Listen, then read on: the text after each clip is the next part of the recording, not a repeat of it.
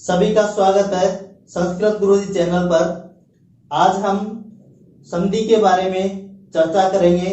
स्वर संधि हमने पढ़ ली थी और संधि की परिभाषा क्या होती है उसके बारे में भी हमने जानकारी ले ली। संधि की व्युत्पत्ति क्या है उसके बारे में भी हमने जानकारी ली है। अब बीच में कुछ दिनों का अंतराल होने के बाद स्वर संधि को हम कंप्लीट पहले ही कर चुके थे। अब संधि को क्रमबद्ध रूप से चलाएंगे। तो यहाँ पर देखिए, आज हम लेंगे व्यंजन संधि, क्योंकि स्वर संधि हमने पढ़ रखी है। हमारे जो चैनल है उसकी प्लेलिस्ट है संधि की, उसमें आपको स्वर संधि मिल जाएगी और आज से अब उसमें व्यंजन संधि भी आपको मिलेगी। तो ज्यादा से ज्यादा बच्चों को संस्कृत की व्याकरण के बारे में जो पढ़ना चाहते हैं 10th 9th 8th इन सभी क्लासों के बच्चों को रीट, आर्टेड, फर्स्ट ग्रेड, सेकंड ग्रेड, जो भी संस्कृत की जहां भी जरूरत है सभी के पास शेयर कर देना और चैनल को सब्सक्राइब भी करना है। साथ में अब आप चलते हैं व्यंजन संधि की ओर। ठीक है, इधर देखिए, व्यंजन संधि किसे कहेंगे? व्यंजन संधि कई लोग परिभाषा देते हैं कि दो व्यंजनों के मेल से उत्पन्न विकार को व्यंजन संधि कहते हैं, या फिर कोई बोलते हैं कि व्यंजन के साथ स्वर के मेल को व्यंजन संधि बोलते हैं। लेकिन उनको ये पता नहीं है कि ये इधर व्यंजन है, इसके बाद में भी तो कुछ न कुछ मिलेगा, और कुछ मिलेगा तो क्या सिर्फ व्यंजन ही मिलेगा? अगर ऐसे बोलते हैं कि दो व्यंजनों के मेल को, तो मतलब ये हो गई परिभाषा? नहीं। क्या होगी परिभाषा? कि व्यंजनों, जो व्यंजन है उसके साथ किसी व्यंजन या स्वर का मेल होने से उत्पन्न विकार या मेल होना ही क्या कहलाएगा? व्यंजन संधि कहलाएगा। तो अब देखिए, हमारी परिभाषा क्या हुई? व्यंजनों का मतलब इन व्यंजनों का किसी व्यंजन अथवा स्वर का मेल होना। इन व्यंजनों का किसी व्यंजन अथवा स्वर के साथ मेल होना। तो इस व्यंजन का इस व्यंजन या स्वर के साथ मेल होगा, उसे ही हम क्या कहेंगे? स्वर संधि कहे, स्वर नहीं, उसे ही हम कहेंगे व्यंजन संधि। ठीक है, अब इसका हम प्रकार लेते हैं।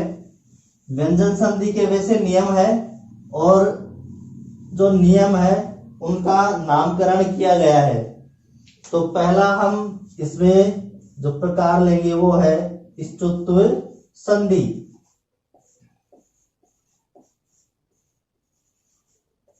ठीक है, अब स्तुत्व संधि में क्या होता है? यहां देखिए आप कि पूर्व पद का जो अंतिम वर्ण है वो तो रहेगा स या त वर्ग। इसका सूत्र लिखते हैं अपन, स्तो, चुना, चु, स्तो, चुना, चु। अब देखिए, सूत्र के अनुसार यहां पर स है और त दिख रहा है, तो मतलब हुआ कि स और त वर्ग के बाद इस चुना, ये स और च वर्ग हो। दंते स और त वर्ग के बाद तालव्य स और च वर्ग यदि हो, तो स के स्थान पर तालव्य स और त वर्ग के स्थान पर च वर्ग हो जाता है। बात समझ में आई कि यदि पहले स कौन सा? दंते, और बाद में त वर्ग है, और उन मतलब स और त वर्ग के बाद कोई तालव्य स और च वर्ग है, तो पूर्व वाला जो स है और त वर्ग है उनके स्थान पर क्या हो जाएंगे? तालव्य स और च वर्ग हो जाएंगे। अब इनको मैं अलग अलग लिखता हूं, क्रम से होंगे स, त, थ, द, ध, न, ये तो आ गए। और फिर क्या आएंगे, स, च, छ, ज, झ, य, ये वर्ण आ गए। तो इस साइड हम क्या करेंगे, इस स के स्थान पर स, त के स्थान पर च, थ के स्थान पर छ, द के स्थान पर ज, ध के स्थान पर झ, और न के स्थान पर क्या करेंगे, यह कर देंगे। ठीक है, यहां तक बात समझ में आ गई। इसके बाद जैसे हम उदाहरण लेते हैं, एक है रामस प्लस च, रामस प्लस च। तो यहां देखिए, अब दंते स के बाद च वर्ग में से कोई वर्ण मिल रहा है।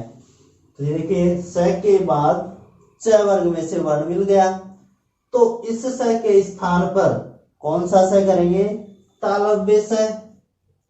ये कर दिया तालव्य स।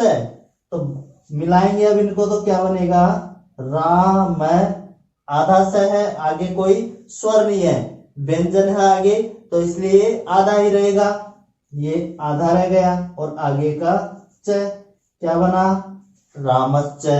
ऐसे ही हरि, हरि प्लस सेते, हरीश प्लस सेते। अब देखो, स के बाद क्या है, तालव्य स। इस स के बाद ये वाला स मिल रहा है, तो इस स के स्थान पर कौन सा स होगा, तालव्य स, और बनेगा क्या, हरीश सेते, हरीश सेते। जैसे उद प्लस ज्वल है, उद प्लस ज्वल है। अब देखिए, त, ये द कौन से वर्ग में आता है, त वर्ग में, त वर्ग में आता है, और पीछे क्या है, ज मिल गया। इधर तो द मिल गया और इधर ज मिल गया। तो इस द के स्थान पर क्या कर देंगे, द के स्थान पर ज करेंगे। तो इसके स्थान पर ज हुआ आधा।